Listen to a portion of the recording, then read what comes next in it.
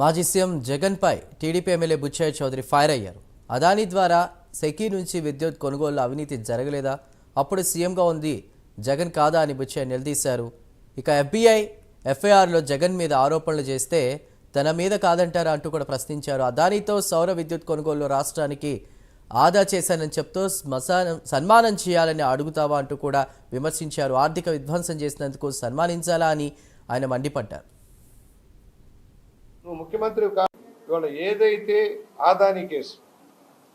ఆదానీ కేసులో నాటి ముఖ్యమంత్రిని చెప్పబడింది. జగన్మోహన్ రెడ్డి గారు తెలివిగా నేను కాదు అంటున్నాడు. అంటే ఆనాడు ముఖ్యమంత్రి కాదా అని ప్రశ్నిస్తూ ఉన్నాం.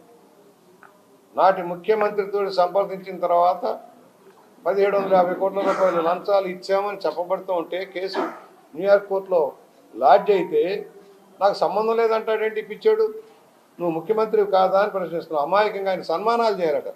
చెప్పులతో సన్మానాలు చేయాలా, రాళ్లతోటి కొట్టి సన్మానాలు చేయాలా? రాష్ట్ర సంపదను దోచుకున్నందుకు ఇలాంటి గాడిదలు ముఖ్యమంత్రి స్థానంలోకి వచ్చినందుకు మనం చింతిస్తున్నాం, బాధపడుతున్నాం.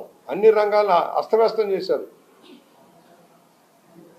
ఇవాళ మద్యం లైన్లోకి వచ్చింది, చూశారు. క్వాలిటీ మద్యం ధర తగ్గించి అందుబాటులోకి వచ్చింది. 560 కోట్లు ఖర్చు పెట్టి ప్యాలెస్ కట్టుకున్నావు నువ్వు. ఇదే శాశ్వతం అనుకున్నావు నువ్వు.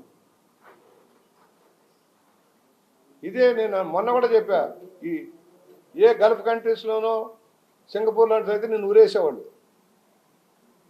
నువ్వు చేసిన అరాచకాలకి ఉరిశిక్ష కంటే తక్కువ సరిపోదు నీకు. ఇవాళ ఏదైతే